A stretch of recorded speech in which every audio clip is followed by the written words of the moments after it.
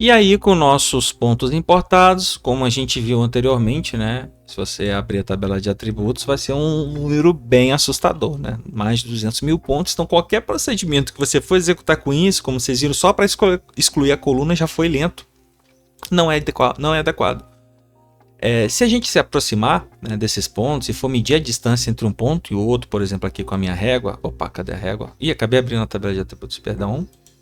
Aqui a régua. Olha só, de um ponto ao outro, deu aproximadamente aí 1 metro aqui nessa região. Outro ponto ao outro ponto aqui é 0,96 metros. Vão ter pontos que vão estar mais densos, vão ter pontos que vão estar mais afastados. Enfim, o importante é que a gente está vendo que existe um gap aí, uma limitação, né? Quando a gente fala do paradigma dos 4 universos, de Gomes e Velho de 95, né? Um dos gargalos é o universo da implementação. Então, dependendo da máquina, você vai ter muito trabalho com isso. Então, o que nós vamos fazer de cara? Nós vamos reduzir o número de pontos. Uma ferramenta que a gente utiliza muito, a melhor ferramenta que eu conheço, na verdade, é a ferramenta do Saga. Então, a gente vem aqui na caixa de processamento, a caixa de ferramentas, e aqui você vai digitar points time, dessa forma. Se o seu QGIS, o seu Saga tiver em português, você vai botar desbaste, que vai aparecer a opção desbaste de pontos, entendeu? E aí ele tem a mesma finalidade que o points time. Então, points time, como eu selecionei aqui, cliquei 2 vezes. Aqui fala que é uma versão não oficialmente suportada, porque houve uma descontinuação no QGIS, porém existem algumas formas de você instalar o Saga por meio do Saga Next Generation Provider, algumas instalações especiais que você consegue, ou se você instalar as versões antigas do QGIS também. Eu optei pela versão, aqui só mostrando para vocês, a versão 3.28, que é a última versão LTR, né? Aqui, ó, versão 3.28, tá? É a versão estável.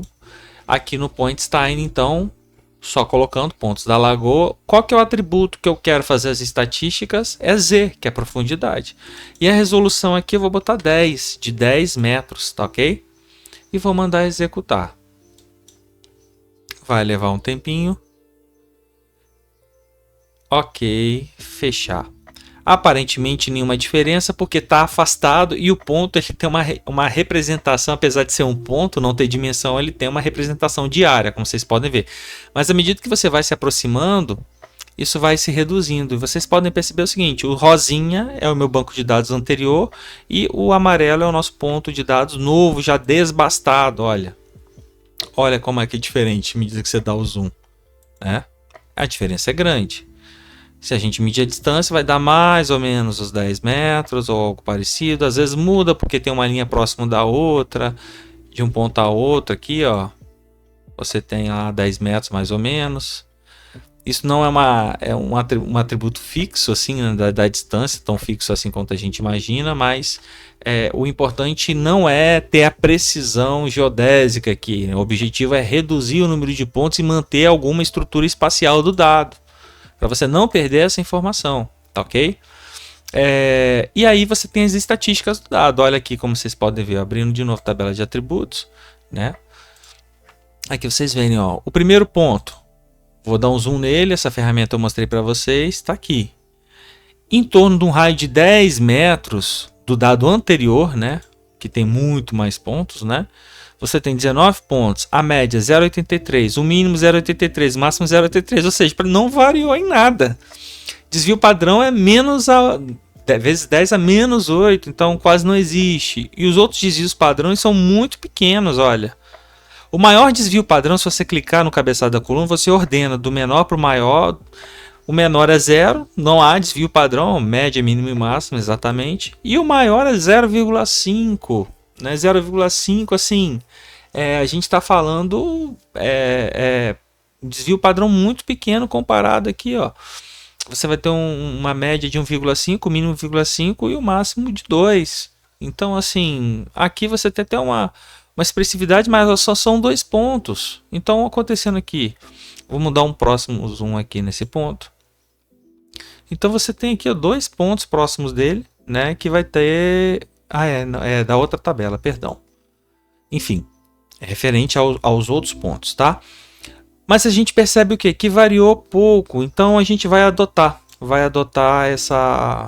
esse critério. Se você quiser excluir alguns pontos que você julgar ter desvio padrão, tá grande, não quero, aí você pode, né, utilizando a estatística dos dados, a gente abriu a tabela de atributos, e você pode vir aqui, ó, selecionar baseado numa expressão que você quer, né? Então, por exemplo, aqui em campos e valores, cadê campos e valores?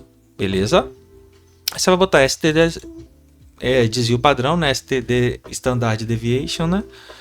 Maior ou igual a 0,5, tá? Então eu quero selecionar todos os desvios padrões maior que 0,5, maior ou igual. E eu mando selecionar, filtrar. Beleza? Selecionaram quantas feições? 57. Então, se eu quisesse excluir essas 57, eu viria aqui nessa ferramenta aqui de edição e mandaria excluir, tá? Deixa eu afastar para a gente ver quais pontos foram selecionados. Não dá para ver direito, mas se eu quisesse excluir, eu mandava excluir aqui e ponto. Mas eu não vou excluir não, tá? Vamos manter o que tá para não perder muito tempo, enfim. Vou tirar a seleção, essa ferramenta aqui, remover a seleção.